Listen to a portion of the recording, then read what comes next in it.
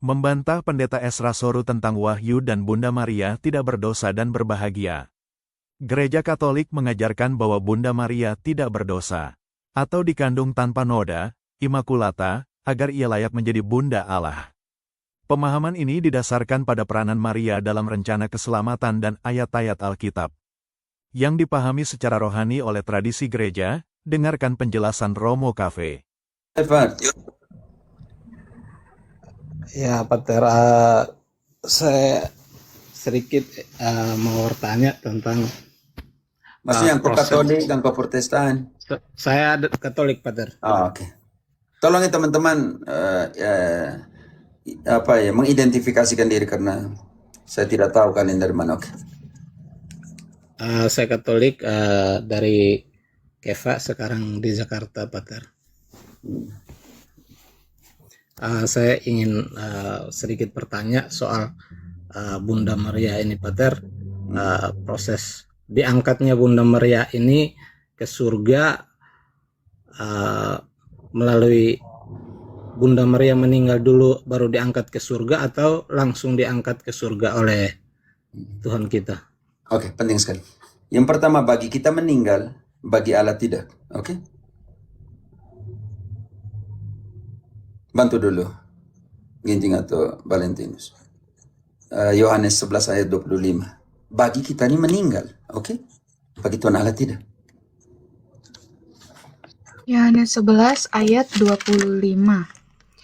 Jawab Yesus, "Akulah kebangkitan dan hidup. Barang siapa percaya kepadaku, ia akan hidup walaupun ia sudah mati." Pertanyaan saya untuk engkau.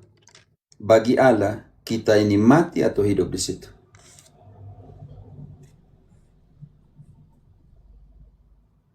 Halo? Elfrat, Halo? Bagi Elfrat mau Allah, tanya, Nak. baca kembali ayat itu. Dengar baik-baik, ayah. Yohanes 11 ayat 25. Jawab Yesus, "Akulah kebangkitan dan hidup. Barang siapa percaya kepadaku, ia akan hidup, walaupun ia sudah mati." Efrat, bagi Ya, Allah ada kematian atau tidak di situ? tidak ada, Romo. Berarti Bunda Maria mati atau tidak? Itu yang pertama. Dari sudut pandang Allah, oke. Kalau dari sudut pandang Allah tidak, Romo. Oke. Bantu ayat 11 dulu. 11 ayat 11. Demikianlah perkataannya, dan sesudah itu ia berkata kepada mereka, "Lazarus, saudara kita, telah tertidur. Tetapi aku pergi ke sana untuk membangunkan dia dari tidurnya." Lalu penting sekali reaksi dari orang-orang di sekitar ayat 12-nya. Maka kata murid-murid itu kepadanya, "Tuhan, jikalau ia tertidur, ia akan sembuh." Tetapi maksud Yesus ialah tertidur dalam arti mati. Sedangkan sangka mereka Yesus berkata tentang tertidur dalam arti biasa. Karena itu, Yesus berkata dengan terus terang, "Lazarus sudah mati. Tetapi syukurlah aku tidak hadir pada waktu itu, sebab demikian lebih baik bagimu, supaya kamu dapat belajar percaya. Marilah kita pergi sekarang kepadanya." Oke, Yesus tidak mau buat polemik di situ. Dia coba turun dia punya posisi sebagai manusia untuk memandang kematian. Maka Yesus bilang, supaya jangan cari polemik di situ. Karena orang bilang, dia tertidur atau mati, begitu toh?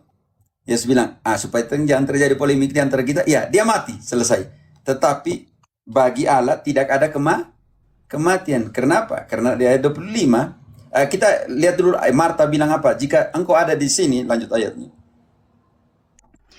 Maka ketika Yesus tiba, didapatinya Lazarus telah 4 hari berbaring di dalam kubur. Dona, engkau baca Betania, ayat mana yang tadi kita masih di atas? 15, 16 sekarang. ayat, oh iya, Thomas ya Romo. Lalu Thomas, yang disebut Didimus, berkata kepada teman-temannya, yaitu murid-murid yang lain, marilah kita pergi juga untuk mati bersama-sama dengan dia. Karena bahaya sekali masukkan daerah-daerah yang berbahaya. Thomas sebagai rasul, dia juga takut. Mulai tidak kurang percaya ke Yesus. Saya nyadar dengan Yesus, kenapa saya takut? Begitu kan? Lanjut. Nanti sudah berapa hari? Maka ketika Yesus tiba, didapatinya Lazarus telah 4 hari berbaring di dalam kubur.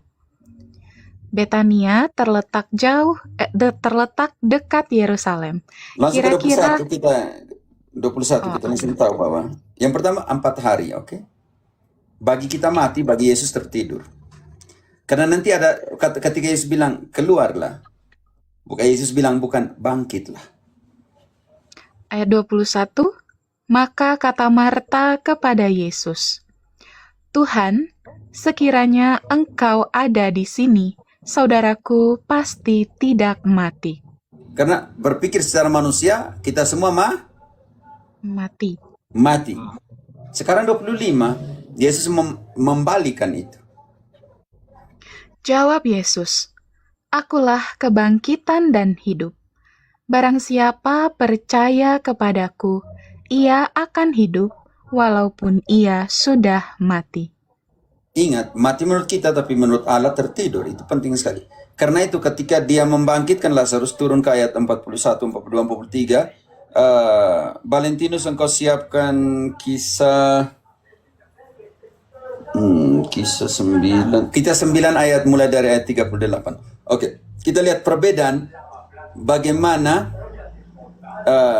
Petrus membangkitkan orang mati dan bagaimana Yesus membangkitkan Lazarus dengan kata membangkitkan atau tidak. Oke. Lanjut ayat 41. Maka mereka mengangkat batu itu. Lalu Yesus menengadah ke atas dan berkata, Bapa, aku mengucap syukur kepadamu, karena Engkau telah mendengarkan aku. Aku tahu bahwa Engkau selalu mendengarkan aku. Tetapi oleh karena orang banyak yang berdiri di sini mengelilingi aku mengatakannya supaya mereka percaya bahwa Engkaulah yang mengutus aku. Sekarang apa kata Yesus? Dan sesudah berkata demikian, berserulah ia dengan suara keras, Lazarus, marilah keluar. Kau bilang bangkit bahaya gitu. Tidak, hati-hati di situ. Baca kembali. Iya. Dan sesudah berkata demikian, berserulah ia dengan suara keras, Lazarus, marilah keluar. Karena bagi Yesus, yang tanya tadi siapa ya? Efrat. Elfrat. Tertidur kan? Bisa mengerti? Bisa Romo. Efrat. Kita buat perbedaan di sini dengan kasusnya Petrus membangkitkan orang mati. Verita selanjutnya. Kisah 9 ayat 38 kalau tidak salah. Lanjut. Baik, Kisah Para Rasul 9 ayat 38. Karena Lida dekat dengan Yope, murid-murid yang mendengar bahwa Petrus ada di Lida menyuruh 2 orang kepadanya dengan permintaan, segeralah datang ke tempat kami. Berkemaslah Petrus dan berangkat bersama mereka. Setibanya di sana, ia dibawa ke ruang atas. Semua janda datang berdiri dekatnya, dan sambil menangis mereka menunjukkan kepadanya baju-baju dan pakaian pakaian yang dibuat Dorcas waktu ia masih bersama mereka. Namun Petrus menyuruh mereka semua keluar. Lalu ia berlutut dan berdoa. Tahan dulu. Dua aksi yang sama. Yesus juga berdoa di depan kuburnya Lazarus. Bapa, aku menjawab syukur dan semua. Sekarang Petrus yang sama. Di depan yang meninggal ini, Petrus juga berdoa. Baca kembali penekanan di situ. Namun Petrus menyuruh mereka semua keluar, lalu ia berlutut dan berdoa. Kemudian ia berpaling ke jenazah itu dan berkata, "Tabita, bangkitlah." Ada perbedaan di situ. Tabita mati dalam konteks manusia. Karena itu Petrus harus menggunakan Tabita bangkitlah. Sedangkan Yesus menggunakan kata yang berbeda. Lazarus, keluarlah, karena engkau tertidur. Elfrat, untuk memahami misteri kenaikan Maria diangkat, engkau harus pahami dalam kacamata Allah. Harus menggunakan pikiran dan perasaannya Yesus untuk melihat kematian. Jangan lihat dalam kondisimu sebagai manusia, Efrasoru. Kenakan, milikilah pikiran dan perasaan yang siapa. Ginting, bantu dulu Filipi 2 ayat ke-5. Karena itu pendeta main suka-suka karena menurut saya. Menurut kau terus nih. Filipi 2 ayat 5. 2 ayat 5. Hendaklah kamu dalam hidupmu bersama menaruh pikiran dan perasaan yang terdapat juga dalam Kristus Yesus. Lanjut. Yang walaupun dalam rupa Allah tidak menganggap kesetaraan dengan Allah itu sebagai milik yang harus dipertahankan, melainkan telah mengosongkan dirinya sendiri dan mengambil rupa seorang hamba dan menjadi sama dengan manusia. Menjadi manusia dalam keadaannya sebagai manusia. Karena itu, Elfrat, untuk memahami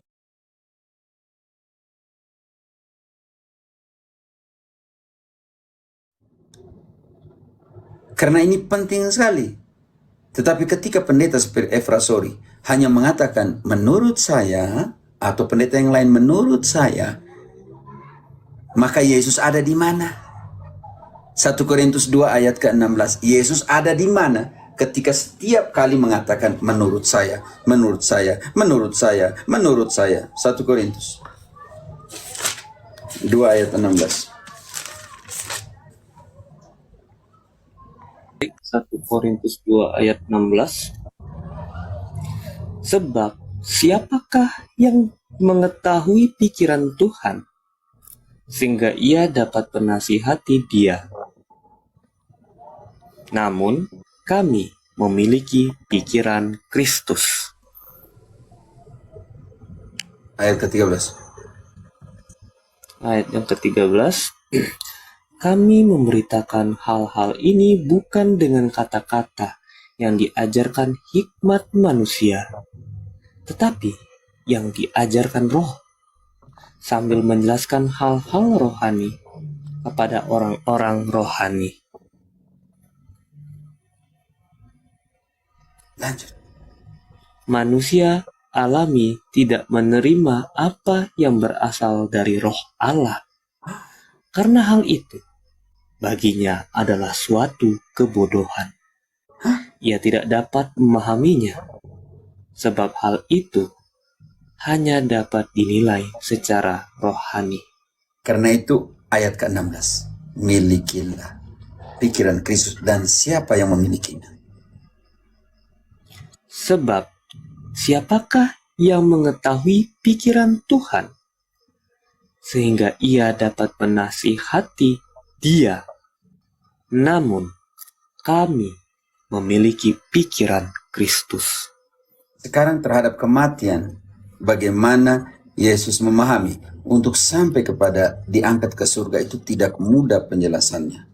Prosesnya panjang.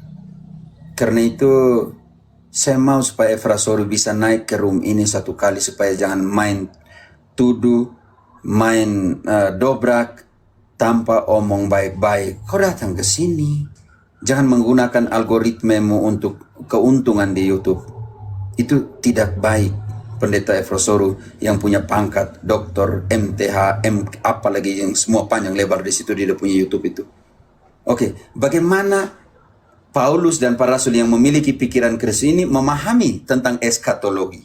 memahami tentang kematian. Ginting 1 Korintus 15 ayat ke 50.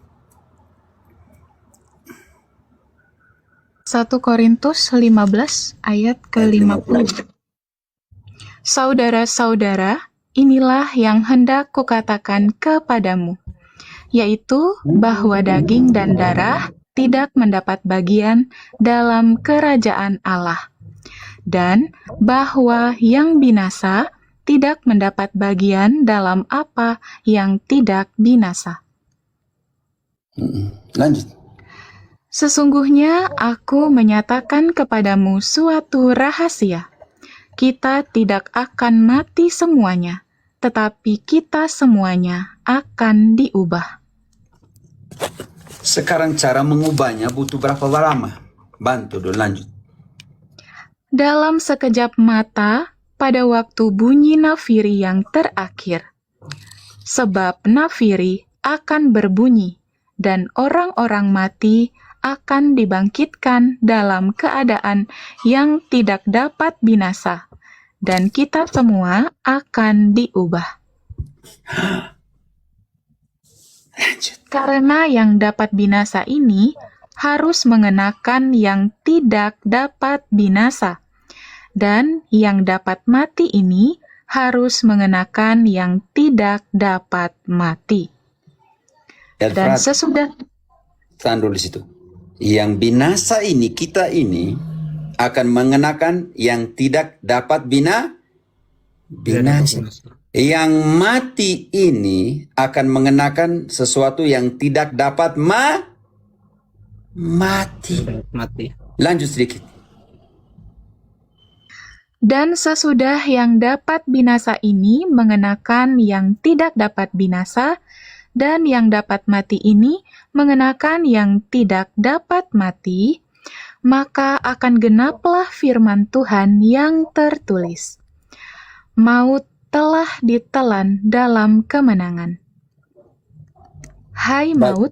Cukup. Tahan dulu sebentar, hai maut jangan dulu. Bagi berarti Protestan tidak percaya Yesus yang telah mengalahkan maut. Lanjut. Hai maut. Hai maut, di manakah kemenanganmu? Hai Pendeta Efra Soru di sini. Baca ulang untuk lihat. Hai maut, di manakah kemenanganmu? Hai maut, di manakah sengatmu? Wow. Pendeta Efra Soru. Hai maut, di manakah? Baca kembali. Hai maut, di manakah kemenanganmu? Hai maut, di manakah sengatmu? Lanjut. Sengat maut ialah dosa, dan kuasa dosa ialah hukum Taurat. Tetapi syukur kepada Allah yang telah memberikan kepada kita kemenangan oleh Yesus Kristus Tuhan kita. Artinya, Protestantisme belum mendapatkan kemenangan. Lanjut. Karena itu, saudara-saudaraku yang kekasih, berdirilah teguh, jangan goyah, dan giatlah selalu dalam pekerjaan Tuhan. Sebab kamu tahu bahwa dalam persekutuan dengan Tuhan, jerih payahmu tidak sia-sia. Oke, cukup situ. Nanti. Alasan teologis untuk Asunta Bunda Maria, karena pertanyaanmu bagus, saya akan langsung ya teman-teman. Walaupun kalian bisa baca sendiri sebenarnya. Inilah dogma yang dirumuskan sebagai berikut. Bunda Allah yang tidak bernoda dan perawan Maria pada akhir perjalanan hidupnya di dunia diasuntakan tubuh dan jiwa ke dalam kemuliaan surgawi. Constitusi Munificentissimus Deus. Pengangkatan ini tidak secara tegas ada dalam Alkitab, tetapi nanti kita bongkar secara, ingat baik, pengangkatan ini tidak secara tegas ada di dalam Alkitab. Pernyataan tidak secara tegas artinya ada indikasi atau tidak? Yang ada di atas di mana semua nih? Ada indikasi, Romo. Oke, tetapi harus disimpulkan dari Alkitab. Alkitab. Mari kita ingat bahwa Alkitab harus dibaca secara keseluruhan. Ini yang sudah tips. Atau kita akan membuat Alkitab mengatakan apa yang tidak dikatakannya. Kalau tidak dibaca secara keseluruhan. Kalau seandainya Efrasoru dan pendeta yang lain tidak main jauh, hanya Roma 3:23. Roma 3:23 hasilnya seperti ini. Atau kita akan membuat Alkitab mengatakan apa yang tidak dikatakannya. Itulah sebabnya kita harus mengikuti bimbingan yang diberikan oleh gereja. 2 Petrus 1:20-21, 1 Timotius 3 ayat 15, 2 Petrus 3 ayat 15-16. Yang menerima dari Kristus kasih karunia untuk mengajar dengan otoritas. Siapa yang mendengarkan, kamu mendengarkan aku. Siapa yang menolakmu, menolak aku. Dan dia yang menolak aku, menolak Bapa yang mengutus aku. Pelan-pelan. Makanya pertanyaan magisterium ini yang jadi persoalan pertama di mereka. Pertama-tama marilah kita paham bahwa asunta tidak sama dengan kenaikan. Kenaikan adalah tindakan naik ke surga seperti Yesus. Lukas 1:3-11 dalam bukan Lukas ini. Yang terakhir ya. Kita bisa lihat di kisah ya. Ganti ini. Aduh, bahaya sekali. Maaf. Ya, Lukas yang tulis ini jadi soal juga. Oke. Maaf saya yang salah. Asunta harus dibawa ke surga oleh Allah sendiri atau oleh malaikat. Pertanyaan sekali di sini. Apakah ada pengangkatan orang ke surga dalam Alkitab? Iya. Henok, Kejadian atau di Ibrani, Elia, 2 raja-raja. Seorang akan mengatakan bahwa dengan Yesus gerbang surga dibuka. Karena setiap orang harus menunggu kedatangannya. Tetapi dia lupa bahwa rencana Allah tidak dalam jangkauan manusia. Roma yang sama, 11 ayat 33. Alkitab sudah mengatakannya, Yahweh membawa Elia ke surga. Mengapa orang dibawa ke surga? Dengan iman dan dengan menyenangkan Tuhan sepanjang hidupnya. Henok berjalan bersama dengan Tuhan, Kejadian 5:22. Santo Paulus mengatakan agar kita dapat memahami hal tentang Henok melalui imannya tata-tata yang ada di Ibrani 11:5-6. Oke, selanjutnya. Tidak ada yang seperti Maria dalam hal iman dan yang menyenangkan Tuhan. Mau bandingkan apa? Kalau kita mau bandingkan dengan Bunda Maria, kita ini ada apa? Bandingkan dengan dia. Sampai dengan apa yang dikatakan oleh Elizabeth. Siapakah aku ini sampai ibu Tuhanku? Efrasoru, dengar itu. Engkau lebih besar daripada istrinya Sakarias, Santa Elizabeth. Siapakah aku ini? Ginting Lukas 1 ayat ke-41, 40, 41, 42, 40. Lukas 1 ayat 40 ya Romo? 41. Tiap-tiap tahun orang tua Yesus Lukas 1 ayat itu 40. engkau baca 2 tadi, Nona. Oh, oke. Iya. Tuhan dan Allah anak satu ini. Lukas 1 bukan Lukas 2, bukan Yesus hilang di Iya, Yerusalem. Romo. Oke, Romo. Lukas 1 ayat 40.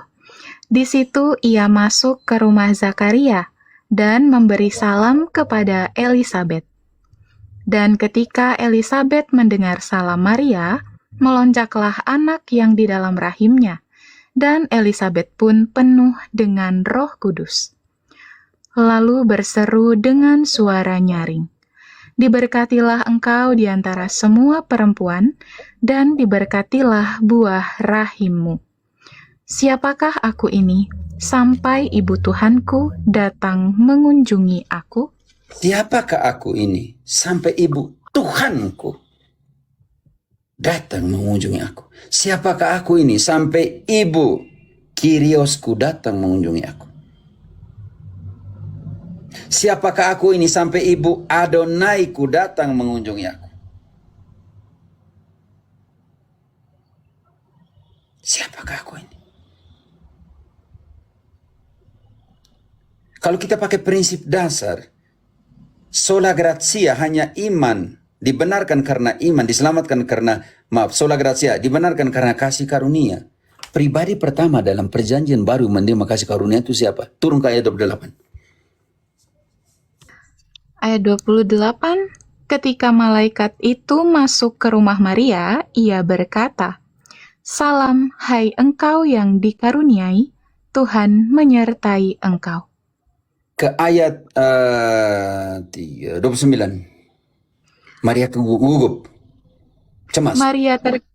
Maria terkejut mendengar perkataan itu, lalu bertanya di dalam hatinya, apakah arti salam itu? Sekarang kita pakai prinsip dasar sola gratia. Kalau kita mau pakai prinsip itu, walaupun tidak ada prinsip sola gratia di dalam kitab suci, tetap kita mau terapkan untuk Maria di sini. Apa yang terjadi? Ayat ke-30.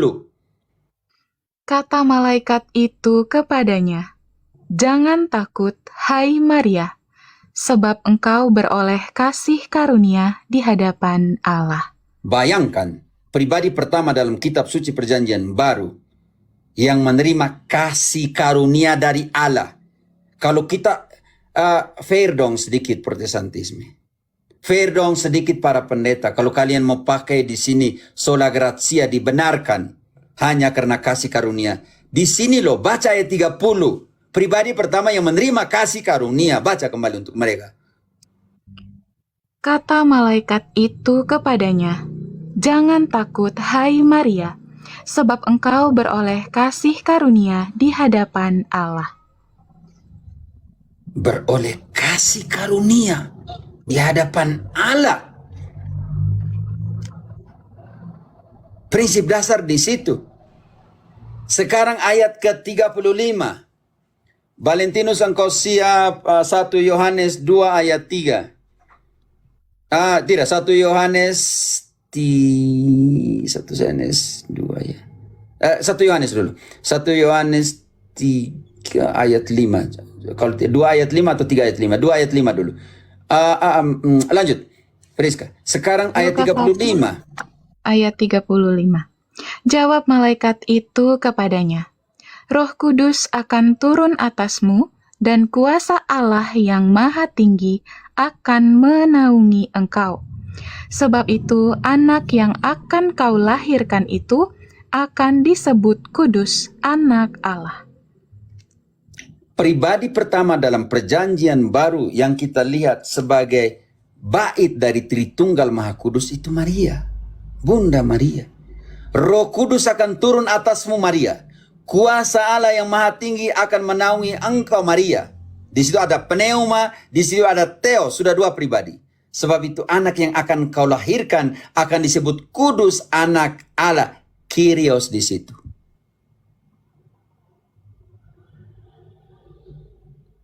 Kita masih berjuang supaya ada di dalam Tuhan. Maria, Tuhan ada di dalam dia.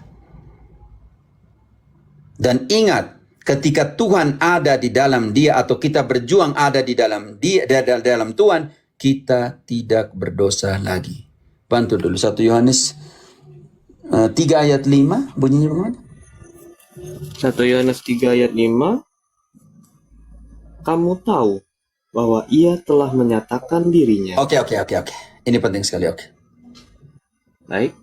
Kamu tahu bahwa ia telah menyatakan dirinya supaya ia menghapus segala dosa, dan di dalam dia tidak ada dosa. Kamu tahu, baca kembali. Kamu tahu bahwa ia telah menyatakan dirinya supaya ia menghapus segala dosa, dan di Kamu dalam tahu dia bahwa ia telah merevelasikan dirinya, menyatakan dirinya supaya ia menghapus segala dosa, supaya ia menghapus segala dosa dan di dalam dia tidak ada dosa. haleluya. Sekarang ayat berikutnya. Setiap orang yang tetap tinggal di dalam dia tidak berbuat dosa lagi. Setiap orang yang tetap berbuat dosa tidak pernah melihat dan tidak pernah mengenal dia. Setiap orang yang terakhir, setiap orang yang tetap berbuat dosa tidak pernah melihat dan tidak pernah mengenal Dia. Tidak pernah melihat dan tidak pernah mengenal. Dia. Maria tidak melihat dan tidak mengenal Yesus. Mengenal.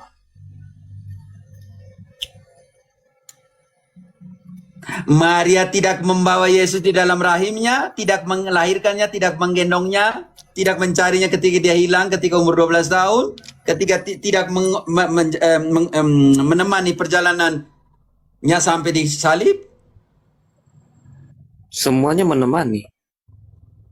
Mengenal, melihat, Mengenal dan melihat. lebih dari mengenal dan melihat, dia membawa di dalam rahim. Terberkatilah engkau di antara wanita dan terpujilah buah yang ada di dalam rahim. Karena itu bagian pertama dari ayat 6. Baca kembali. Ayat ke-3, ayat 5. Sekarang ayat 6. Bagian pertamanya. Setiap orang yang tetap tinggal di dalam Dia tidak berbuat dosa lagi. Cukup. Setiap orang yang tinggal di dalam Dia tidak Berdosa. Pendeta tinggal di dalam Yesus dan mengatakan tidak berdosa. Tetapi Yesus tinggal di Maria, kalian bilang berdosa.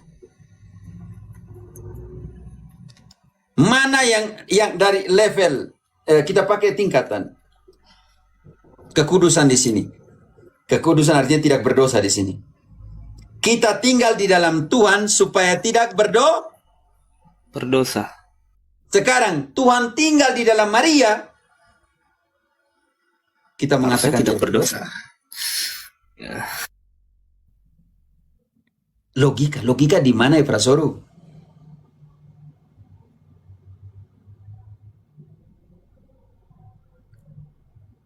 Pasti lebih nggak berdosa lagi karena Allah yang ambil inisiatif untuk tinggal di dalam Dia. Sebab itu anak yang akan kau lahirkan, Roh Kudus akan turun atasmu, kuasa dari Allah akan menaungi engkau. Kita masih omong tentang berdosa.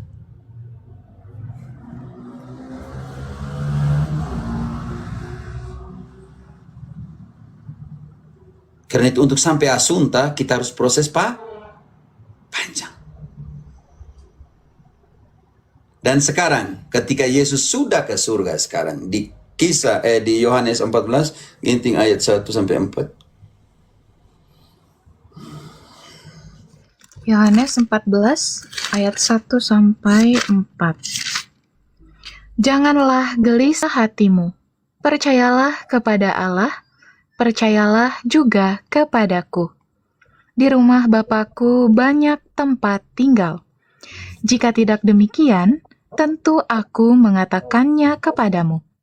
Sebab aku pergi ke situ untuk menyediakan tempat bagimu. Dan apabila aku telah pergi ke situ dan telah menyediakan tempat bagimu, aku akan datang kembali dan membawa kamu ke tempatku, supaya di tempat di mana aku berada, kamu pun berada. Dan kemana aku pergi, kamu tahu jalan ke situ. Lanjut, Romo. Cukup. Artinya, Yesus menjanjikan surga, menjanjikan tempat di mana dia berada. Iya, Romo. Sekarang kita lihat Lukas yang sama 1 ayat 45 dalam proses masuk kepada kidung Maria itu. Lukas 1 ayat 45. Dan berbahagialah ia yang telah percaya, sebab apa yang dikatakan kepadanya dari Tuhan akan terlaksana. Protestan belum percaya bahwa janji-janji Yesus akan digenapi. Baca kembali ayat itu. Berbahagialah. Dan berbahagialah ia yang telah percaya, sebab apa yang dikatakan kepadanya dari Tuhan akan terlaksana. Maria berbahagia. Ayat 47. Dan hatiku bergembira karena Allah juru selamatku. Sebab Ia telah memperhatikan kerendahan hamba-Nya. Mulai dari kapan? Sesungguhnya, mulai dari sekarang, segala keturunan akan menyebut aku berbahagia. Kenapa? Karena dia percaya bahwa segala janji Allah digenapi. Bicara firman Tuhan, tapi sembah patung. Tidak apa toh? Daripada berbicara firman Tuhan, tapi tidak percaya dalam firman Tuhan itu. Tidak menghidupi apa yang dikatakan oleh firman Tuhan itu. Kesian kalian ini. Sudah sangat jelas di situ. Berbahagialah mereka yang percaya bahwa semua janji-janji Allah itu digenapi. Dan Maria mengatakan, mulai dari sekarang, semua keturunan akan menyatakan aku berbahagia. Dalam proses seperti ini. Karena itu saudara dan saudariku yang terkasih, di dalam KGK dan semuanya kita akan melihat juga bagaimana KGK, contohnya KGK 966 menjelaskan bagaimana kenaikan. Pengangkatan frater. KGK 966.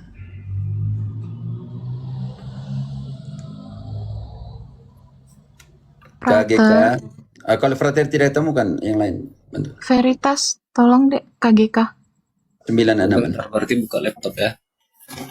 Kalau tidak saya cari di sini supaya lebih cepat. Iman. KGK 966. Iman Katolik. Iman Katolik KGK 966 sebentar. Saya buka tidak apa? Oke, Pater. 966.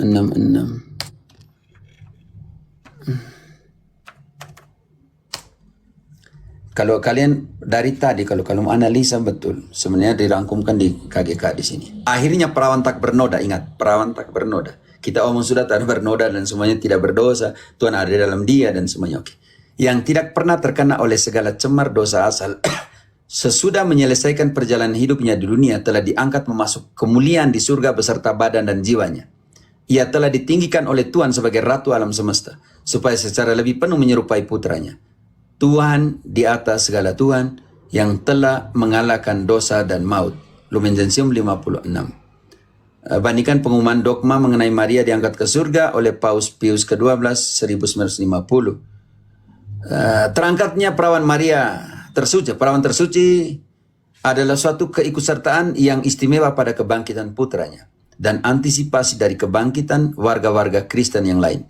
Pada waktu persalinan, engkau telah mempertahankan keperawananmu. Pada waktu meninggal, engkau tidak meninggalkan dunia ini. Ya Bunda, engkau tidak meninggalkan dunia ini. Ya Bunda Allah, engkau telah kembali ke sumber kehidupan. Engkau telah menerima apa yang hidup dan yang akan membebaskan jiwa-jiwa kami dari kematian dengan dosa-dosamu. Liturgi Bizantin pada pesta kematian Maria 15 Agustus, kenaikan pengangkatan Maria ke surga. Oke, dalam pengertian ini. Sekarang, setelah baca semua ini dalam konteks yang belum lengkap, karena itu harus zoom lengkap. Oke, sekarang kita lihat bagaimana Wahyu 12. Oke, Wahyu 12 ayat 1. Teman-teman, Wahyu 12 ayat 1 dalam 3 konteks. Ada yang mengatakan itu Israel, kita akan buktikan Israel. Karena dia melahirkan juru selamat. Tidak ada masalah. Ada mengatakan gereja dalam persekusi, iya karena itu sakit bersalin. Artinya gereja dalam persekusi Neron dan Domitianus. Dan yang ketiga, rujukan kepada Maria. Kita buktikan di dalam Wahyu 12 ayat 1. Bantu Eversoru untuk mengerti. Wahyu 12 ayat 1.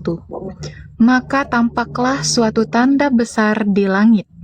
Seorang perempuan berselubungkan matahari dengan bulan di bawah kakinya. Tahan dulu. Dan seorang perempuan berselubungkan matahari. Penting sekali. Situasi yang mirip juga terjadi ketika Saulus bertobat. Engkau tahan di situ. Valentinus di kisah 9 mulai ayat ketiga. Siapa Baik. yang menyelubungi? Siapa yang menyelubungi Saulus? Kisah 9 ayat ketiga. Dalam perjalanannya ke Damsyik, ketika ia sudah dekat kota itu, tiba-tiba cahaya memancar dari langit mengelilingi dia. Cahaya memancar dari langit dan mengelilingi siapa? Saulus. Namun Saulus, Kita belum tahu cahaya itu siapa. Lanjut. ia rebah ke tanah dan mendengar suara yang berkata Tahan dulu. kepadanya. Naikin Abang Andri, naikin dan engkau bilang saya cocomologi. Naikin. Andri naik Di-invite sini dan kau dong, tunjuk. nggak di-invite, nggak diterima. Naiklah daripada kau type di bawah. Naik di sini kau pertanggungjawabkan di sini kak. Ya, Jangan takutlah, santai aja. Naik di sini. Oke, lanjut. Baik, ia rebah ke tanah dan mendengar suara yang berkata kepadanya, Saulus, Saulus, mengapa engkau menganiaya aku? Kita belum Jawab tahu cahaya itu siapa yang menyelubungi Paulus. Lanjut. Jawab Saulus, siapakah engkau, Tuan? Katanya, akulah Yesus. Siapa yang menyelubungi Paulus? Yesus. Perkara selesai. Oke, sekarang siapa yang menyelubungi Maria? Siapa itu sang mentari? Kalau kita baca dalam kitab suci, siapa itu sang surya? Di dalam pengertian biblis, siapa? Kristus, Allah. Perkara selesai. Oke, baca kembali. Gitu. Naik sinilah, daripada kalian bilang saya cocomologi, naik ke sini tuh. Perkara Nggak selesai. berani, Romo. Udah di-invite. Siapa namanya udah tadi itu? dijebak. Andri. Andri, naik sinilah. Daripada kamu tulis di bawah saras tidak enak juga. Tamu yang baik naik dan buktiin bahwa saya keliru, saya cocomologi, dan kau buat yang tidak cocomologi itu seperti apa. Santai saja. Lanjut, baca kembali. Ya. Maka tampaklah suatu tanda besar di langit. Seorang perempuan berselubungkan matahari dengan bulan di bawah kakinya. Tahan dulu, bulan di bawah kakinya. Artinya perempuan ini di bumi atau tidak di bumi? Tidak. Tidak. Bulan di bawah kakinya. Oke, lanjut. Sekarang kita lihat di kepalanya ada apa? Dan sebuah mahkota dari 12 bintang di atas kepalanya. Kalau perempuan ini punya mahkota 12 di atas kepalanya, kita bilang dia Israel. Tidak bisa. Karena apa? Karena walaupun Israel melahirkan Mesias, tetapi dari 12 suku, tetapi di sini perempuan itu bukan maskulin. Sedangkan Israel sebagai negara, Israel sebagai Israel, dalam konteks maskulin dan feminim, dia harus maskulin. Ini perkara besar. Perkara sangat besar di sini, Efrasoro. Kalau bilang itu Israel.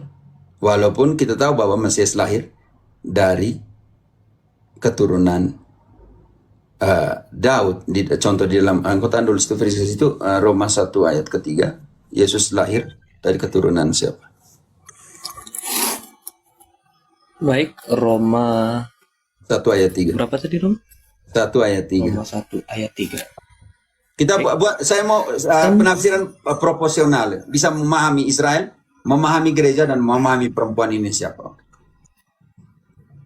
Baik, tentang anaknya yang secara jasmani berasal dari keturunan Daud. Oke, kita bisa melihat dari keturunan Daud, kita bisa buka Matius 1 ayat 1 sampai 17. Silsilah Yesus dari keturunannya Yosef dan sebagai bapak angkat, dan keturunan Maria kita bisa temukan itu di dalam Lukas 3 ayat ke-23 selanjutnya sampai dengan keturunan Adam. Sedangkan di Matius sampai dengan keturunan Abraham. Komplitnya ada di keturunan Maria yang kita bisa temukan itu di dalam Lukas 3 ayat 23 sampai selesai tentang silsilahnya Bunda Maria. Oke, saudara dan saudara yang kita kembali ke konsep dasar itu. Friska, bantu dulu. 12 bintang di kepalanya. 12 mahkota dengan 12 bintang. Ini jadi persoalan besar. Oke, kalau begitu, siapakah perempuan ini? Kita lihat sekarang konteks pada saat persekusi. Wahyu ditulis dalam 2 persekusi. Persekusi Neron tahun 64. Yaitu kita bisa temukan itu konteksnya di dalam di dalam Wahyu bab 4 sampai dengan bab ke-11 12. Dan persekusi Domitianus tahun 90-an kita bisa temukan itu di dalam Wahyu 12 sampai dengan Wahyu 22 ayat 5, sedangkan 22 ayat 6 selanjutnya sampai penutup adalah rekomendasi apa yang harus kita buat sebagai gereja dalam pengertian itu. Oke, karena itu memecahkan wahyu harus memahami wahyu dalam 4 konteks, 4 kunci. Yang pertama, wahyu harus dibaca dalam konteks sabda bahagia, karena di dalam wahyu ada 7 sabda bahagia. Jadi wahyu jangan dilihat sebagai menakuti akhir zaman dan semuanya. Berbahaya sekali.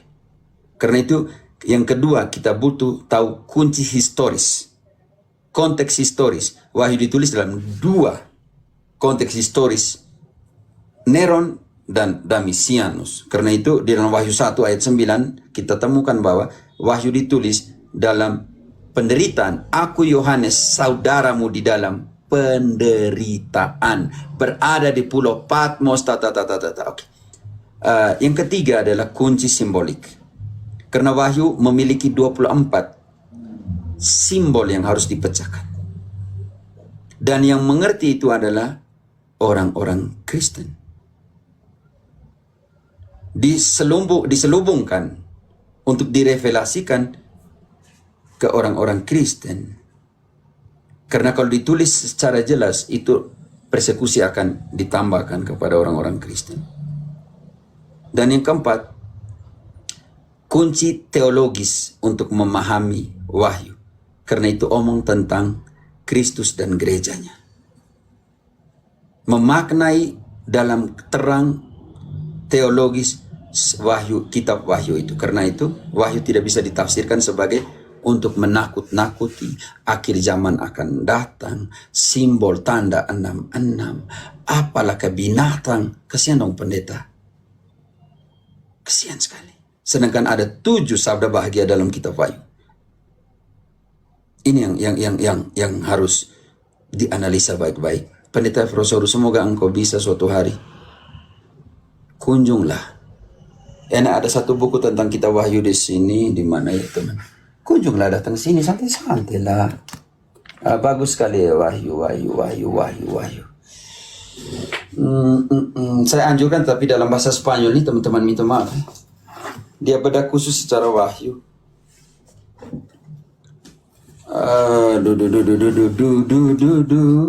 Makanya itu untuk sebelum masuk ke Wahyu 12 penting sekali. Mana wahyu? Oh, wahyu ini nih. Semoga wahyu. Oh, ini.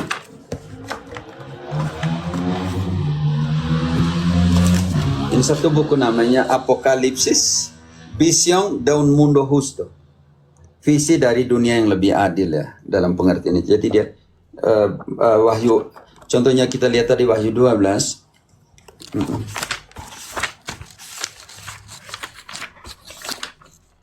Dari 11, Wahyu 12. Oke, di sini. Wahyu 12 dia ambil dari Wahyu 12:7, Wahyu 12:1 sampai 17. Ini penting sekali. Wahyu 12 mengadopsi skema yang sangat tertutup dalam pengertian ini. Entre el gran portento de la mujer gloriosa y el dragón. Antara wanita dan setan itu, dan dragon itu, dan naga itu. Di satu sisi adalah visi persekusi terhadap perempuan itu yang berasal dari naga. Itu 13 sampai 17, maaf. Di sisi lain, Yohanes memasukkan visi tentang peperangan, bagaimana membebaskan diri dari naga itu dalam pengertian itu. Bagus sekali ya teman, penjelasan semua. Dan untuk yang mau mendalami wahyu, di sini saya ada beberapa hal yang bisa dibagi, tapi saya tidak di zoom ya, bukan dibagi dalam pengertian ini. Supaya sama-sama belajar lah. Kalau ada Zoom ya teman-teman jangan lupa ya. Wahyu.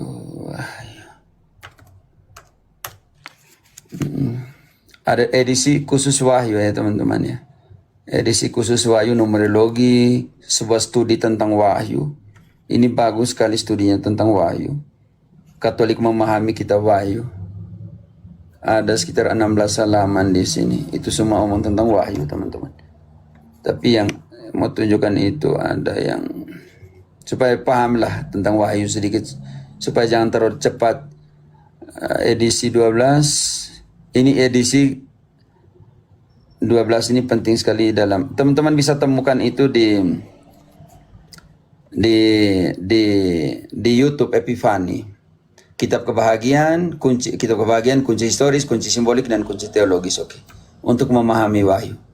Jadi tidak mudah ya teman-teman. Tetapi saya ada siapkan khusus tentang Wahyu itu di edisi kursus Kitab Suci Perjanjian Baru. Kursus Sewibe tidak di sini, dia ada di sini edisi 1 kursus Perjanjian Baru. Kisah Wahyu di sini.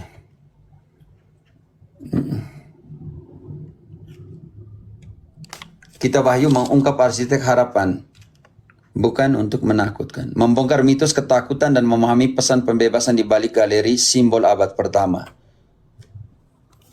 Mitos populer, klien dibaca harafiah, kehancuran bumi, kiamat. Ini yang kita menimbulkan rasa takut dan kepanikan. Sedang realitas historis tentang Wahyu itu, klaim dibaca sebagai Wahyu, revelasi penyingkapan fokus pesan pembebasan terhadap perlawanan terhadap kekaisaran dan kemenangan rencana Tuhan. Dampak memberikan penghiburan dan kekuatan bagi komunitas yang teraniaya pada saat itu. Jadi membaca garis waktu ya teman-teman. Bagaimana peta navigasi menjelajah simbol, rumah simbol yang di Wahyu. Depan rumah, bilik pertama, bagian pertama, ruangan kedua, ruangan ketiga dari Wahyu itu sampai dengan ini. Lihat. Gerbang pertama 1-3, 4-11 ditulis di dalam persekusinya Neron, ditulis dalam persekusinya Domitianus. Dan halaman belakang rumah di dalam bab 22 ayat 6-21 rekomendasi penutup pesan agar selalu waspada dan bersiap-siap. Dalam pengertian itu. Jadi seni membaca sandi pembebasan. Saya rasa kasihan saya kecil orang pendeta main suka-suka ya. Kode numerik dan semua ya teman-teman. Dan oke. Begitu toh belajar. Ada satu lagi tentang Wahyu. Supaya teman-teman memahami, saya sudah siapkan, saya tidak tahu ada di mana ketika saya tulis tentang Wahyu 12 itu. Apakah saya sudah ke Indonesianya belum ya atau tidak? Secara khusus dia bahas Wahyu 12. Wahyu.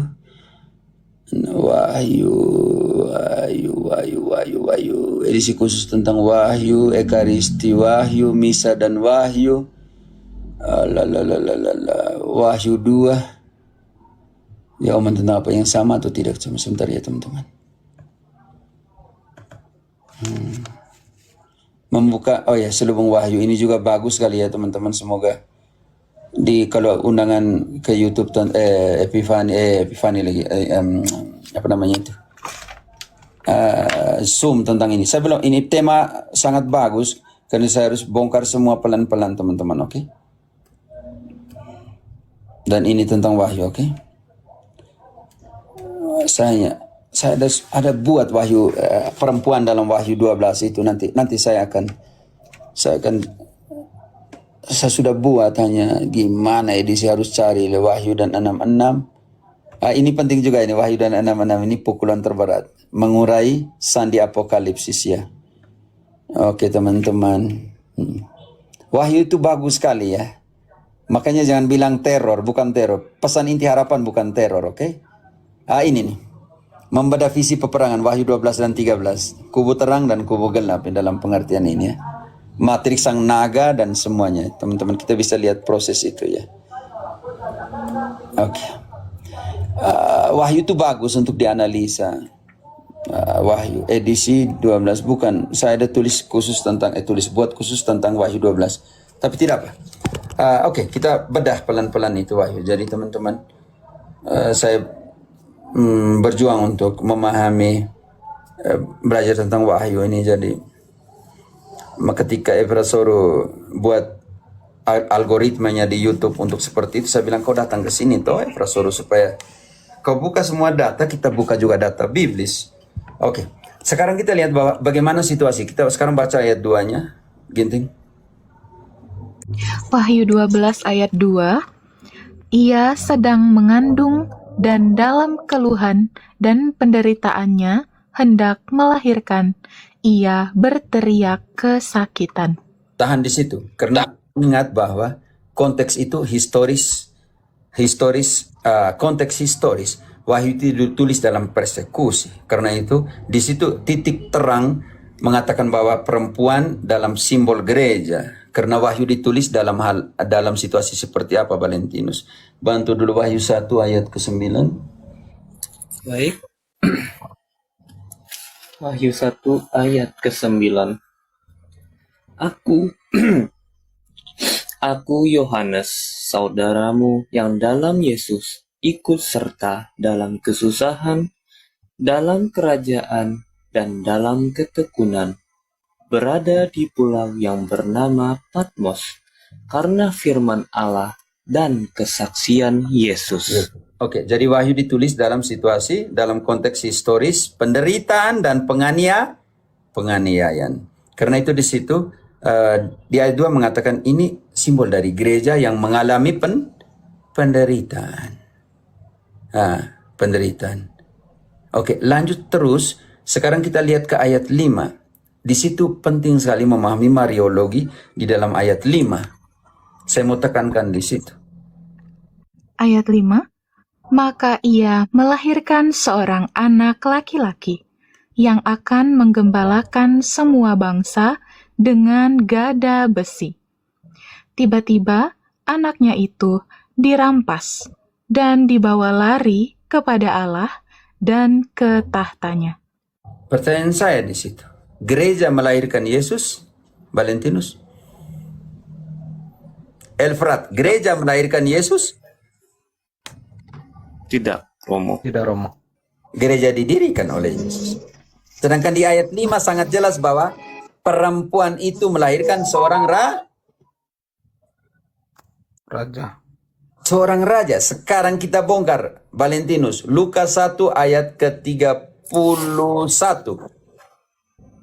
Baik, Lukas 1 ayat ke-31. Sesungguhnya engkau akan mengandung dan melahirkan seorang anak laki-laki, dan engkau harus menamai dia Yesus. Lanjut, sekarang anak laki-laki itu dikaruniakan takhta atau tidak? Ia akan menjadi besar dan akan disebut anak Allah yang maha tinggi. Tuhan Allah akan memberikan kepadanya takhta Daud, bapa leluhurnya. Lanjut, kerajaannya bagaimana? Dan ia akan memerintah atas keturunan Yakub sampai selama-lamanya, dan kerajaannya tidak akan berkesudahan. Engkau mau tahu siapa yang melahirkan raja ini? Ayat 26. Ayat 26. Dalam bulan yang ke-6, malaikat Gabriel disuruh Allah pergi ke kota bernama Nazaret di Galilea, kepada seorang perawan yang bertunangan dengan seorang bernama Yusuf dari keluarga Daud. Nama perawan itu Maria. Tahan dulu. Reden Ronggo Joyo Warsito. Naiklah di sini.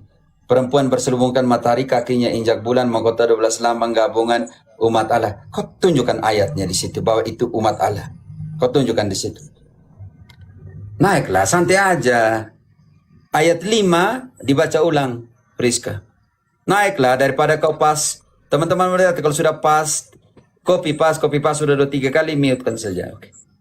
Oke, Romo. Orang yang hanya omong, hanya type tapi tidak mau naik. Oke, itu ya. Dia punya jari ketik, copy pas, tidak ada gunanya. Sekarang baca ayat 5 kembali, Wahyu 12. Ayat 5, maka ia melahirkan seorang anak laki-laki yang akan menggembalakan semua bangsa dengan gada besi. Tiba-tiba anaknya itu dirampas dan dibawa lari kepada Allah dan ke tahtanya. Reden, kau naik ke sini. Kau naik ke sini tuh daripada teman-teman kalau yang begini sudah 2-3 kali mute saja, malas lah. Oke, jangan biarkan orang-orang seperti ini tidak ada guna di sini. Copy paste. Kau naik membuktikan sini selesai tuh. Oke, anak itu dibawa ke tahtanya. Pertanyaan saya, siapa perempuan yang melahirkan seorang raja? Siapa? Gereja tidak bisa melahirkan seorang raja. Gereja didirikan oleh raja ini. Ketika dia dikatakan di dalam Matius 16:18, engkaulah Petrus, dan di atas batu karang yang sama saya akan mendirikan gerejaku, dan kuasa maut tidak akan pernah bisa menghancurkannya, dan kepadamu kuberikan kunci kerajaan Allah. Apa yang kau ikat, apa yang kau lepaskan.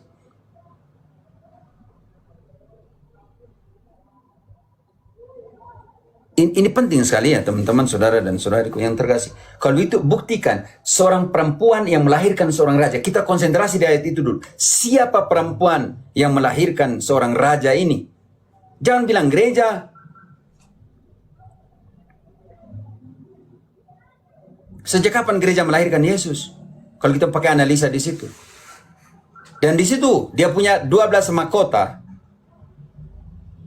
Bintang, sebuah mahkota dengan sebuah mahkota dengan 12 bintang. Kita mulai bertanya di sini. Perempuan itu tidak melahirkan 12 orang. Tetapi kitab suci mengatakan dia punya keturunan yang lain. Ayat 17. Ganti. Ayat 17. Maka marahlah naga itu kepada perempuan itu, lalu pergi memerangi keturunannya yang lain, yang menuruti hukum-hukum Allah dan memiliki kesaksian Yesus.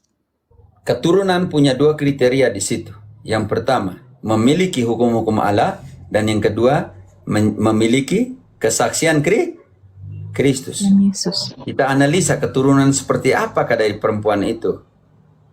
Kisah 1 ayat kedua, Valentinus. Baik. Kisah 1 ayat kedua. Sampai pada hari dia diangkat ke surga. Sebelum itu, ia telah memberi perintahnya melalui Roh Kudus kepada rasul-rasul yang dipilihnya. Priska, baca kembali ayat tadi. Kriteria pertama dari keturunan perempuan itu yaitu memiliki apa? Kriteria pertama. Menuruti hukum-hukum Allah dan memiliki... Jangan dulu, saksi. Kriteria pertama, menuruti hukum-hukum, perintah-perintahnya siapa? Allah. Kisah 1 ayat 2, siapa yang menerima perintah-perintahnya Yesus? Sampai pada hari ia diangkat ke surga. Sebelum itu, ia telah memberi perintahnya melalui Roh Kudus kepada rasul-rasul yang dipilihnya. Siapa yang menerima dan menuruti perintah-perintahnya Yesus? Siapa? Di situ. Para rasul. Para rasul Rom. Kriteria kedua ginting. Dan memiliki kesaksian Yesus. Ayat 8-nya, Valentinus. Baik. Tetapi kamu akan menerima kuasa bila mana Roh Kudus turun ke atas kamu, dan kamu akan menjadi saksi-saksiku di Yerusalem, di seluruh Yudea dan Samaria, dan sampai ke ujung bumi. Artinya perempuan ini dalam Wahyu 12:17 punya keturunan dengan 2 kriteria. Memiliki hukum Kristus, yang kedua menjadi saksinya. Siapakah mereka? Para rasul. Sekarang kita harus lihat pengangkatan para rasul ini menjadi anaknya Maria. Penting sekali. Yohanes, Mariologinya Yohanes ada 2 kesempatan. Kesempatan pertama di Yohanes 2 ayat 1-11, di mana Maria meminta kepada Yesus untuk mengubah air jadi, bukan meminta dalam pengertian mereka kehabisan anggur. Mujizat pertama. Dan mujizat pertama ini ginti. Yohanes 2. Nanti engkau tahan satu di Wahyu 12, kita akan kembali. Di dalam Yohanes 2, ayat kedua. Ayat ke-1 dulu kalau mau baca. Baik, Yohanes 2 ayat 1. Pada hari ketiga ada perkawinan di Kana yang di Galilea, dan ibu Yesus ada di situ. Yesus dan murid-muridnya diundang juga ke perkawinan itu. Ayat 3. Ketika mereka kekurangan anggur, ibu Yesus berkata kepadanya, "Mereka kehabisan anggur." Ayat 5. Kata Yesus, Betul, ayat 5. tetapi ibu Yesus berkata kepada pelayan-pelayan, "Apa yang dikatakan kepadamu, buatlah itu." Sekarang ayat ke-11. Mujizat pertama ini, Mariologinya Yohanes.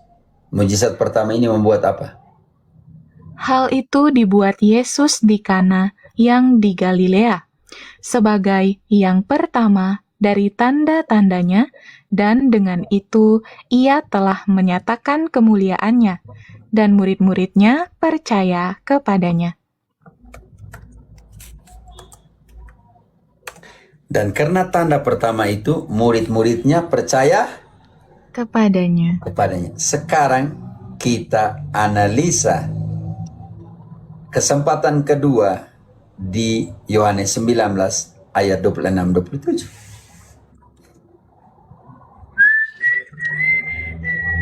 Yohanes 19, 26, 27. Ketika Yesus melihat ibunya dan murid yang dikasihinya di sampingnya, berkatalah ia kepada ibunya, "Ibu, inilah anakmu." Kemudian katanya kepada murid-muridnya, "Inilah ibumu." Dan sejak saat itu, murid itu menerima dia di dalam rumahnya. Kembali ke Wahyu 12-17, bagian pertama. Karena Wahyu kita 12 tahu ayat 17. perempuan ini punya keturunan. Pengangkatannya Ma- di salib. Tahan dulu, peristiwa salib. Inilah anakku. Inilah ibu. Seorang Kristen yang sejati harus bawa ibunya Yesus ke rumahnya. Protestan, Maka- tahan dulu, kecuali Protestan. Tahan dulu, Ginting. Sampai saya beritahu kapan bacanya. Sedih. Maria bilang, segala keturunan akan mengatakan aku berbahagia. Kecuali Protestan. Tidak tahu mereka keturunan siapa. Yesus serahkan ibunya kepada murid terkasih. Tanpa nama di situ. Inilah ibu. Yang menganggap diri murid terkasihnya Yesus harus bawa ibunya ke rumah. Kecuali Protestan. Tidak tahu mereka ini murid terkasih dari Yesus atau siapa punya murid mereka ini. Kasihan. Sekarang baca. Bagian pertama. Maka marahlah naga itu kepada perempuan itu. Tahan, cukup. Marahlah naga kepada perempuan itu. Naga ini siapa? Ayat 9. Dan naga besar itu, si ular tua, yang disebut iblis atau setan, yang menyesatkan seluruh dunia, dilemparkan ke bawah. Ia dilemparkan ke bumi bersama-sama dengan malaikat-malaikatnya. Di mana? Bumi atau tidak? Di bumi. Menggenapi. Wahyu 12:17 menggenapi permusuhan di dalam proto-evangelium. Bantu dulu Valentinus, Kejadian 3 ayat 5. baik, Kejadian 3 ayat 15. Aku akan mengadakan permusuhan antara engkau dan perempuan ini, antara keturunanmu dan keturunannya. Keturunannya akan meremukkan kepalamu, dan engkau akan meremukkan tumitnya. Wahyu 12 ayat 17. Digenapi atau tidak oleh perempuan ini. Maka marahlah naga itu kepada perempuan itu, lalu pergi memerangi keturunannya yang lain yang menuruti hukum-hukum Allah dan memiliki kesaksian Yesus.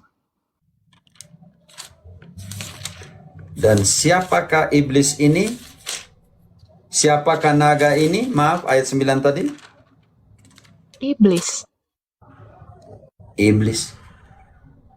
Seperti semua yang membenci perempuan, yang memusuhi perempuan adalah Iblis. Sekarang kita harus tahu, kalau begitu perempuan ini dia punya tempat di mana? Turun ke ayat 6. Perempuan itu lari ke padang gurun, di mana telah disediakan suatu tempat baginya oleh Allah, supaya ia dipelihara di situ 1260 hari lamanya.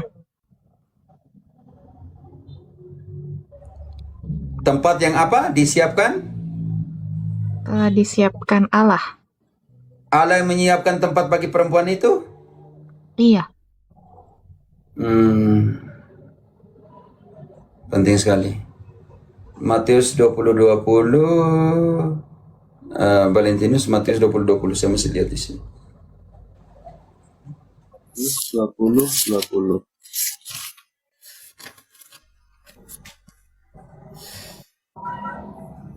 Romo ada Kemudian- yang typing di bawah. Bentar, Dek. Saya baca dulu satir penting dari mereka, saya selesaikan dulu. Kemudian datanglah ibu anak-anak Zebedius serta anak-anaknya itu kepada Yesus. Lalu ia sujud di hadapannya untuk meminta sesuatu kepadanya. Kata Yesus, "Apa yang kau kehendaki?" Jawabnya, "Nyatakanlah supaya kedua anakku ini duduk di dalam kerajaanmu, seorang di sebelah kananmu dan seorang lagi di sebelah kirimu." Namun Yesus menjawab, katanya, "Kamu tidak tahu apa yang kamu minta. Dapatkah kamu meminum dari cawan yang akan kuminum?" Kata mereka kepadanya, "Kami dapat." Yesus berkata kepada mereka, "Cawanku memang akan kamu minum. Tetapi hal duduk di sebelah kananku atau di sebelah kiriku, aku tidak berhak memberikannya. Tempat itu akan diberikan kepada orang-orang yang ditentukan oleh Bapakku." Tempat itu disiapkan oleh Bapak. Mau duduk di kiri atau di kanan, urusan Bapak. Karena itu, kembali ayat 6, tempat itu disiapkan oleh siapa untuk perempuan itu? Perempuan itu lari ke padang gurun, di mana telah disediakan suatu tempat baginya oleh Allah, supaya ia dipelihara di situ 1260 hari lamanya. Ingat bahwa dalam numerologi Wahyu atau kitab suci, 1000 adalah angka tak berhingga, tidak bisa dihitung. Artinya keabadian.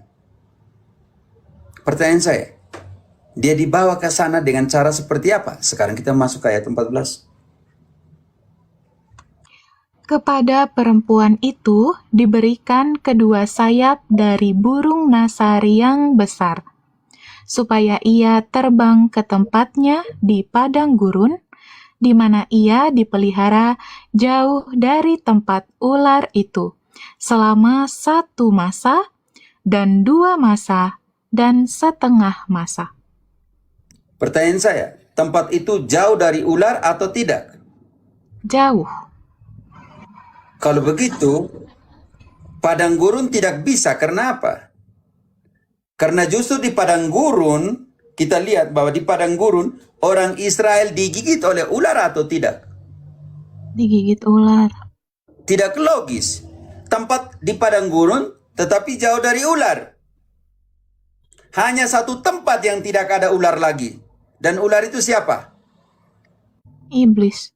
Iblis. Hanya ada satu tempat yang jauh dari iblis. Apakah itu? Surga.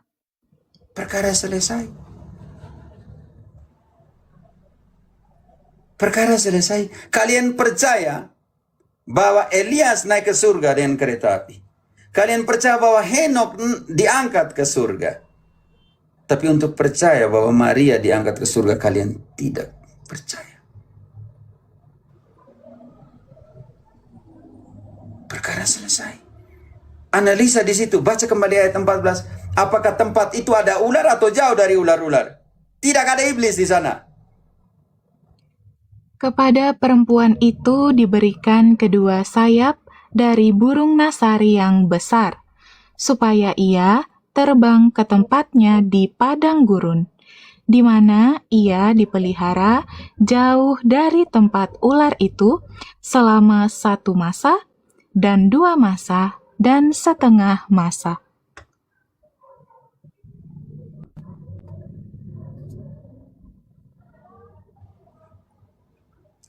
Dua masa, 1 masa, setengah masa. Artinya keabadian. Kesimpulan. Spesifik namanya apa aja. Maria diangkat surga, omong langsung tidak ada. Harus bongkar seluruh kitab.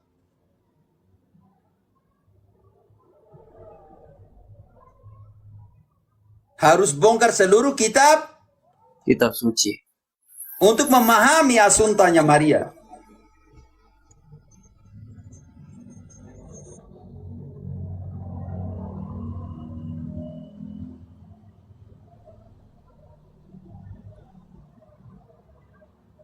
Kasihan sekali. Makanya tidak semua bisa ditulis. Kalau semua ditulis, tidak ada satupun kitab yang bisa memuatnya. Valentinus, Yohanes 21. Yohanes yang sama yang tulis Wahyu. Yohanes 21 ayat 25. Baik. Masih banyak lagi hal-hal lain yang diperbuat oleh Yesus. Tetapi jikalau semuanya itu dituliskan satu persatu, kupikir dunia ini tidak dapat memuat semua kitab yang ditulis itu. Yohanes yang sama 20 ayat 30. Friska, engkau siap 2 Yohanes 1 ayat ke-12. Valentinus selanjut 20 ayat 30. 20 ayat 30. Baik. 20 ayat 3. Memang masih banyak tanda mukjizat lain yang dibuat Yesus di depan mata murid-muridnya yang tidak tercatat dalam kitab ini. Tetapi hal-hal ini telah dicatat supaya kamu percaya bahwa Yesuslah Mesias, Anak Allah, dan supaya karena percaya kamu memperoleh hidup dalam namanya. Yang ditulis supaya kamu percaya, tapi masih banyak tanda yang dibuat oleh Yesus yang tidak ada di dalam kitab ini. Maka di dalam Yohanes 3:14 ayat 1-4, aku akan pergi menyiapkan tempat bagimu. Dan ketika aku telah menyiapkannya, aku akan datang dan membawa kalian. Supaya di mana aku berada, di situ juga kamu berada. Karena itu di dalam tradisi gereja, Yesus datang dan menjemput ibunya. Yang kita bilang dormilon ya. Lebih kepada ortodoks punya. Oke, ini penting sekali saudara-saudariku yang terasih. Karena bagi Allah, kita tidur bukan mati. Dan ini penting sekali untuk memahami tradisi yang tidak tertulis. 2 Yohanes 1 ayat ke-12. Apa kata Yohanes sendiri yang menulis Wahyu? Yohanes sendiri yang menulis kitab suci. Yohanes 1, 2, 3 Yohanes. Kalau kita, karena dia punya nama ya teman-teman. Dan Yohanes penginjil yang sama yang menulis ini. 2 Yohanes 1 ayat ke-12. 2 Yohanes 1 ayat 12. Sungguh pun banyak yang harus kutulis kepadamu, aku tidak mau melakukannya. Tahan dulu. Mute-kan Lucky Strike. Saya tidak mau urusan pribadi dinaikkan di type. Teman-teman yang Lucky begini kita mute-kan semua. Buang saja orang-orang seperti ini. Tidak ada Guna deh. Tolong moderator lebih jeli ya. Kalau datang sini omong buruk nama orang di bawah, kamu mute kan. Buang saja. Blokan. Saya tidak butuh orang-orang seperti di room ini. Yang type-type seperti itu. Oke? Lanjut. Baca kembali. Sungguh pun banyak yang harus kutulis kepadamu, aku tidak mau melakukannya dengan kertas dan tinta. Tetapi aku berharap datang sendiri kepadamu dan berbicara berhadapan muka dengan kamu, supaya sempurnalah sukacita kita. Yohanes yang sama, aku ingin bertemu langsung supaya sukacitaku sempurna ketika aku menceritakannya tatap muka dengan kalian. Karena itu Paulus dalam 2 Tesalonika 2:15, Valentinus siap itu dan Ginting siapkan 2 Timotius 2 ayat 2. Ke 2 Tesalonika 2:15. Penerusan tradisi. 2 Tesalonika ya Romo? Tidak, Valentinus 2 Tesalonika, engkau 2 Timotius 2 ayat 2. 2 Timotius 2 ayat 2. Bantu dulu Valentinus dulu. 2 Oke. Tesalonika 2:15. 2 Tesalonika 2 ayat 15. Sebab itu, saudara-saudara, berdirilah teguh dan berpeganglah pada ajaran-ajaran yang kamu terima dari kami, baik melalui pemberitaan maupun surat. Baik lisan, kita terjemahan Indonesia aneh-aneh nih. Baik, sebab itu, saudara-saudara, berdirilah teguh dan berpeganglah pada ajaran-ajaran yang kamu terima dari kami, baik secara lisan maupun tertulis. Mute-kan SA, saya tidak suka orang datangkan masalah pribadi di bawah. Saya satu orang yang dia urusan pribadi di sini bukan untuk buat report, lapor ke polisi, lapor ke yang lain di sini. Tidak usah repot di sini, oke. Baik lisan maupun tertulis. Karena itu dalam 2 Timotius 2 ayat 2. 2 Timotius 2 ayat 2. Apa yang telah engkau dengar daripadaku di depan banyak saksi, percayakanlah itu kepada orang-orang yang dapat dipercayai, yang juga cakap mengajar orang lain. Yang kau dengar dari saya, bukan yang kau baca, bukan sola scriptura. Yang kau dengarkan dari saya di depan umum, di depan banyak saksi. Teruskan itu, percayakan itu kepada orang-orang yang dapat dipercaya, yang cakap mengajar. Karena itu Elfrat tidak bisa membaca kitab suci dengan memotong dan memutilasi sejarah. Memutilasi tradisi yang telah meneruskannya berabad-abad. Terima kasih Pater penjelasannya. Pertanyaan penjelasan panjang belum saya kaitkan dengan tabut perjanjian, Maria sebagai tabut perjanjian sekarang ada di mana? Ibu Raja harus ada di mana? Saya belum kaitkan semua karena Maria logi itu harus dipandang dari sisi Kristologi. Jangan pernah baca tentang Maria tanpa melihat dari sudut pandangnya Yesus. Siap Pater, terima kasih. Oke, teman-teman, saya sudah jam 12. Ingat bahwa tidak boleh naikkan orang setelah jam itu. Jadi kalian yang moderator harus memahami karena saya tidak enak teman-teman pastor makan di bawah, saya harus datang terlambat. Oke? Jangan marah teman-teman. Terima kasih untuk semuanya. Tuhan memberkati dalam nama Bapa dan Putra dan Roh Kudus. Amin. Maaf, saya bukan karena tidak enak. Kadang harus turun makan dengan pastor lain kan tidak enak, oke? Salam buat Pater Rovinus Romo. Oh ya, dia ada di satu proki di pinggiran kota Kali. Oke, dia cukup tempat berbahaya, tapi tidak saya pernah kerja di sana 3 tahun 4 bulan. Di ya tempat namanya Kali, tapi di pinggiran namanya distrik Agua Blanca. Setelah satu blok rumah ada mafianya masing-masing, penjahatnya masing-masing, dan mereka tidak bisa lewat. Namanya itu Frontera Invisible. perbatasan tak kelihatan. Itu sangat berbahaya, teman-teman. Sering, hampir tiap hari, baku tembak antara mereka. Anak-anak 11-12 tahun sudah dilatih bagaimana pegang senjata, bagaimana pegang pisau. Sekarang di sana Rovinus sementara kerja di sana. Jadi doakan. Kita 2 paroki kita punya di distrik itu, di tempat yang saya sudah juga bosan juga lihat waktu saya kerja 3 tahun 4 bulan di sana. Bukan bosan dalam pengertian karena waktu dipindahkan saya menangis dari sana karena main bola dengan ini gangster,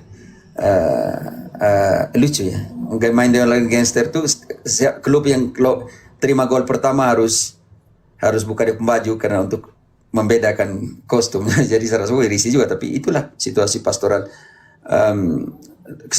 Di belakang gereja ada lapangan. Saya 2 kali main di sana ya, sementara main baku tembak antara gangster ya, kita harus kadang mereka bilang, "Padre tidak ya, masa padre tidur di rumput macam supaya takutnya ini peluru nyasar dan semua ya, teman-teman." Punya banyak pengalaman di sana, orang taruh pistol di kepala, di dada, di perut, saya sudah alami semua ketika kerja 3 tahun 4 bulan di sana. Mereka menghargai dalam pengertian yang hanya kita cemas juga kalau mereka tidak kenal baik-baik. Dalam pengertian itu doakan baik-baik, semoga mereka bisa. Teman-teman tidak bisa, saya tidak bisa karena saya sudah tahu, saya suka tahu bahwa makan siang jam 12 kalian juga harus menghargai saya punya waktu di sini, oke? Kolombia ya sudah biasa bagi Kolombia. Saya naik lagi Romo ya. Ya, tolong moderator, kalau sudah jam 11.30 jangan naik banyak orang. Cukup yang selesaikan orang yang ada di atas. Oke? Saya harapkan itu para moderator. Oke, supaya saya satu orang yang tidak enak tolak orang yang sudah ada di atas.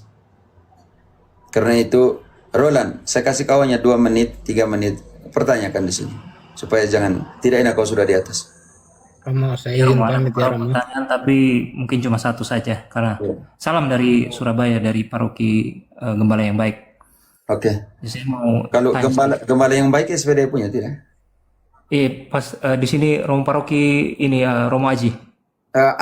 Sana untuk Romaji di samping provinsial ya. Baik, Romo ya. Romaji dulu dia di Bekasi. Oh iya, iya. Dia di Arnoldus dulu. Ini ada 3, Romo Aji, Romo Cui yang dari Cina sama yang baru Romo Coin. Tidak, yang Aji saya kenal. Setelah dari dia dulu mantan misionaris di Brasil kan? Iya. Ya.